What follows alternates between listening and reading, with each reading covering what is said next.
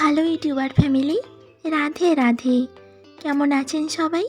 আপনাদের সকলকে স্বাগত জানাই আমার আরও একটি নতুন রেসিপির ভিডিওতে। আজ না আমি আপনাদের একদম নতুন পদ্ধতিতে কচু শাক রান্না করে দেখাবো। আর আমাদের এই গ্রামাঞ্চলে এই রকম কচু শাক প্রায় অনেক জায়গাতেই দেখা যায়, কিন্তু দেখে থাকে মানুষ, কিন্তু খাওয়ার দিক থেকে হয়তো ভাবে যে কচু শাক রান্না কেমন আবার খেতে হবে। আর আমি না ওই কচু শাক রান্না করেই দেখাবো চিংড়ি মাছ দিয়ে, একদম নতুন পদ্ধতিতে। এই দেখুন, কচু শাকটা দেখতে ঠিক এই রকম ধরনের হয়।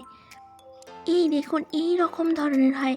আর একটা সত্যি কথা বলতে, আমিও এই প্রথম এই রকম কচু শাক রান্না করে নিজেই খেলাম। কি বলুন তো, আমার হাজব্যান্ড প্রতিদিনই বলে, সুনন্দা তুমি তো অনেক রান্না বান্না করো, তো একদিন এই রকম কচু শাক রান্না করে দেখো, দেখবে তোমার খুব ভালো লাগবে আর খেতেও খুব দারুণ হয়। আরে আমি করব করব করে করা হয়ে ওঠে না। আমি নিজেও ভাবতাম না যে কচু শাক আবার কেমন খেতে হবে। আমাকে আমার হাজব্যান্ড বলে, আমি রান্নাটা কিভাবে করতে হয় আমি তোমাকে বলে দেব, কিভাবে কাটতে হয় কি না কাটতে হয় সব বলে দেব। তাই প্রথম থেকে আমার হাজব্যান্ড আমাকে একটুকু হাত লাগাতেই দেয়নি, শুধু রান্নাটা আমি নিজেই করেছি। আর এখানে আমার হাজব্যান্ড কিভাবে কি কাটতে হয় কি না করতে হয় সব প্রথম দিক থেকে আমাকে এইরকমভাবে বলে বলে দিয়েছে। আর জানেন তো, আমি নিজেও বিশ্বাস করতে পারিনি যে এই রকম কচু শাক এত সুন্দর সুস্বাদু হয়ে থাকে রান্না করার পর। মানে আমি নিজে রান্না করে নিজেই আমি মাংসকে ফেলে রেখে আমি শুকনো ভাত দিয়ে আমি সব ভাত খেয়ে নিয়েছি। মানে আপনারা বিশ্বাস করবেন না যে এই রকমভাবে কচু শাক আর এই রকমভাবে মাছ দিয়ে রান্না করলে যে এতটা দুর্দান্ত খেতে লাগে না, একবার বানিয়ে দেখলে বিশ্বাস করবেন না। এই দেখুন, প্রথমে কচু শাকগুলোকে আমার হাজব্যান্ড এইরকম কেটে কেটে পিস পিস করে নিয়েছে। আর এই উপর দিয়ে না একটা পাতলা আঁশ মতো থাকে, এটা আমি ছুরি দিয়ে কেটে নিয়েছি। আর এটা কচু শাকের মাঝের অংশটা এইরকমভাবে গোল গোল করে কেটে বাদ দিয়ে দিয়ে ভিতর থেকে নিয়ে নিয়েছে।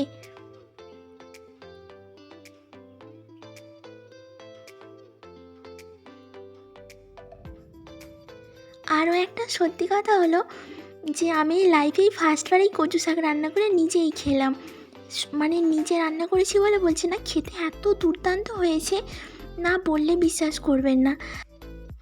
এই দেখুন, কচুর এই লম্বা লম্বা এই সরু সরু নলগুলোর মতো কাটা হয়ে গেছে।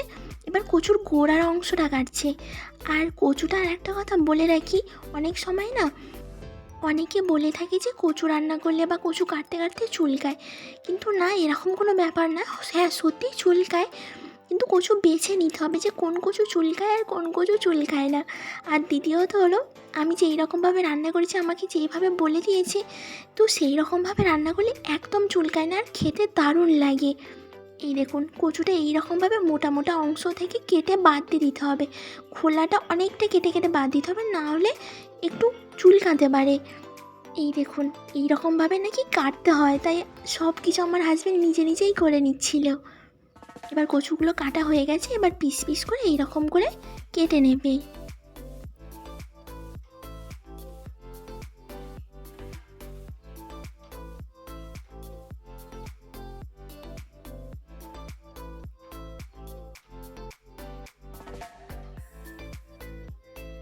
এই দেখুন, এখানে আমার সব কচুগুলো কাটা হয়ে গেছে। এবার সেই কচুর লম্বা লম্বা সেই ডান্ডি মতো ওইগুলো কাটছে।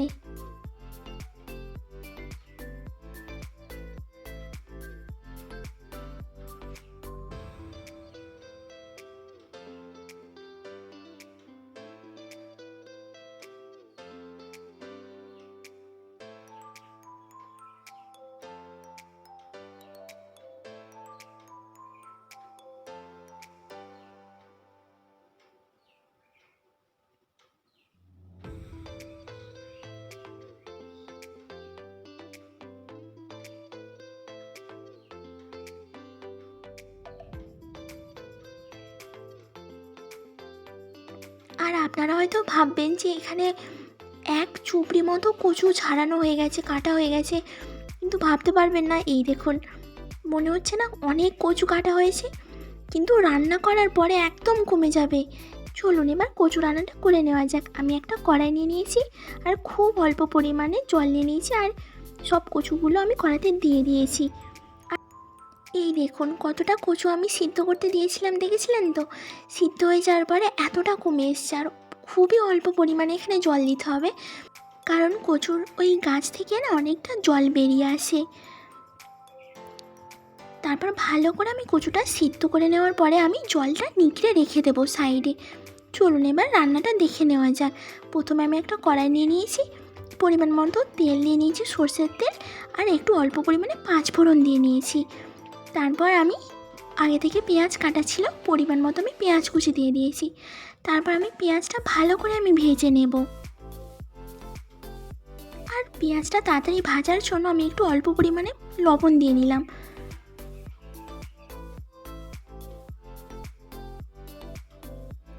এই দেখুন পেঁয়াজটা আমার হালকা ভাজা হয়ে আসার পরে আমি এখানে আগে থেকে আদা, জিরে আর কাঁচা লঙ্কা বাটা আমি দিয়ে নেব। আর আপনারা চাইলে এখানে জিরে গুঁড়ো বা ধনে গুঁড়োও দিতে পারেন। তারপর আমি পরিমাণ মতো হলুদ দিয়ে নিলাম। তারপর ভালো করে আমি এই মশলাটা কষিয়ে নেব। তারপর আমার আগে থেকে যে কচুটা আমি সিদ্ধ করে রেখেছিলাম, আর এখানে কচু থেকে একদম জলটা বের করেই রাখতে হবে। তারপর আমি সব কচুটা আমি এই মশলার সাথে দিয়ে নিয়েছি। তারপর ভালো করে নেড়ে চেড়ে মশলার সাথে মিশিয়ে নেব।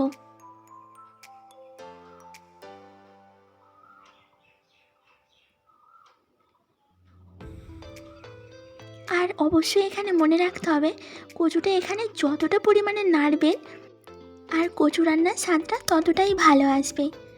এই দেখুন খুন্তি দিয়ে এতবার প্রেস করছিলাম আমি এখানে কচুটা ম্যাশ করার মতো।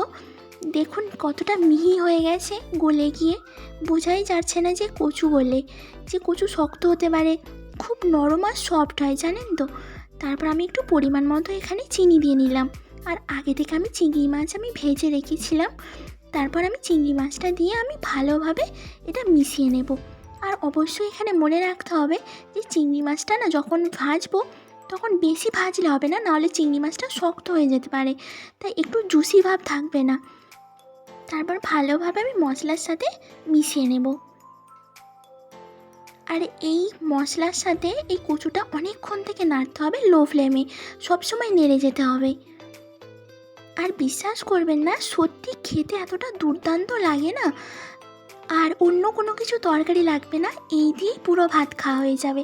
আর সব শেষে আমি 1 চামচ কি 1.5 চামচ মতো আমি এখানে ভাজা মশলা দিলাম। এই ভাজা মশলাটা আমার আগে থেকেই করা ছিল, যেমন একটু দারচিনি, এলাচ, লবঙ্গ, জিরে, ধনে আমি যেমন রেসিপিতে দিয়ে থাকি, তো সেই ভাজা মশলায় আমি একটু অল্প করে ছড়িয়ে দিয়েছিলাম। আর এই ভাজা মশলাটা দেওয়ার কারণে একদম এই কচুর স্বাদটা একদম বদলে দিয়েছে। এই দেখুন আমার এখানে কচু রান্নাটা একদম রেডি।